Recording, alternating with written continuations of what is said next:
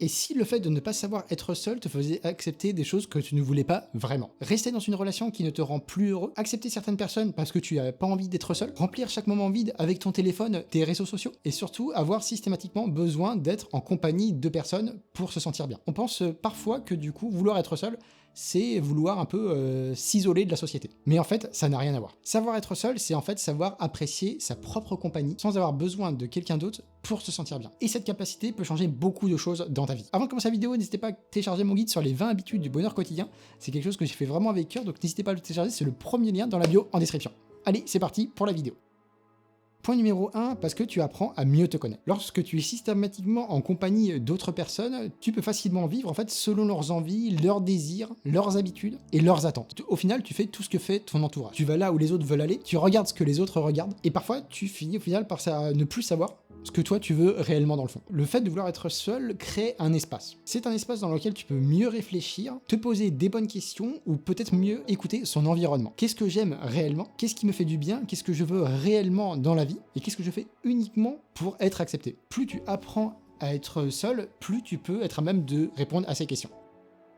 Point numéro 2, parce que tu deviens moins dépendant du regard des autres. Lorsque tu as tout le temps en fait besoin d'être en compagnie de personnes, le regard des autres prend en général énormément de place. Tu peux avoir peur de décevoir, d'être rejeté, de ne pas être apprécié, et tu peux parfois du coup même modifier ton comportement pour être accepté dans tel ou tel groupe, endroit, etc. Mais lorsque tu sais que tu peux du coup passer un excellent instant toi tout seul, en allant au resto, en te promenant dans un endroit agréable, ou simplement du coup passer une bonne soirée chez toi tranquille en ta bonne compagnie, et sans avoir besoin de quelqu'un, tu deviens beaucoup plus libre. Tu peux apprécier du coup les autres sans dépendre de leur présence. Point numéro 3, parce que tu choisis mieux tes relations. Et ça, du coup, c'est peut-être l'un des plus grands bénéfices au fait d'être seul. Parce que, par exemple, lorsque tu as très peur d'être seul, tu peux avoir tendance à conserver certaines relations parce qu'en fait, l'absence, du coup, leur absence te fait peur. Même lorsque ces relations, elles peuvent un peu être toxiques, lorsqu'elles ne te correspondent plus ou lorsqu'elles t'épuisent. Mais lorsque tu sais être seul et aller bien malgré tout, quelque chose se met à changer. Tu n'as plus besoin de garder quelqu'un à tout prix. Tu peux choisir d'être en compagnie de personnes parce que tu apprécies vraiment humainement ces personnes-là et non parce que tu as peur du vide que du coup, ça laisserait du coup derrière ça. Point numéro 4, parce que du coup ça t'apprend à apprécier les petits moments. Être seul peut aussi te permettre de redécouvrir des choses très simples. Prendre un café tranquillement, marcher dans un parc, écouter de la musique, cuisiner, faire du sport, regarder un coucher de soleil ou ne rien faire pendant quelques instants. Lorsque tu n'as plus besoin que chaque moment soit partagé, tu peux commencer à aimer davantage le moment en lui-même. Et cette capacité à aimer des choses plus simples est souvent synonyme d'une vie plus sereine, plus équilibrée, plus heureuse tout simplement.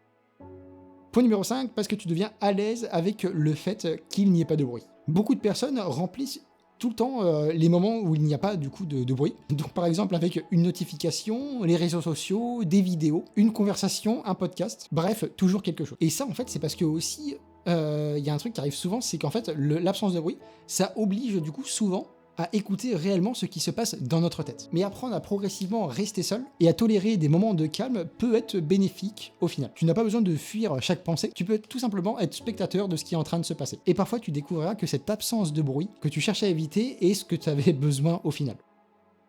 Point numéro 6, parce que en fait, le fait de vouloir être seul et s'isoler n'a rien à voir. Donc ça c'est vraiment essentiel dans la comparaison. Être seul ne signifie pas isolé du tout. Tu peux avoir besoin de moments seuls tout en ayant une vie sociale assez riche. Tu peux aimer du coup passer une soirée seule et au final le lendemain parler avec tes amis. Tu peux apprécier ta propre compagnie tout en étant attaché à ta famille, à tes proches, etc. L'objectif n'est donc pas du tout de supprimer les relations, bien au contraire. L'objectif c'est plutôt de pouvoir dire j'aime bien les autres mais je suis bien aussi du coup en ma compagnie, moi tout seul à faire ce que j'ai envie. Et ça du coup c'est vraiment l'équilibre. Alors que la personne qui va s'isoler, elle le fait volontairement, elle rejette toutes les relations, et donc ça c'est beaucoup plus mauvais du coup pour un tas de raisons sur la personne en elle-même.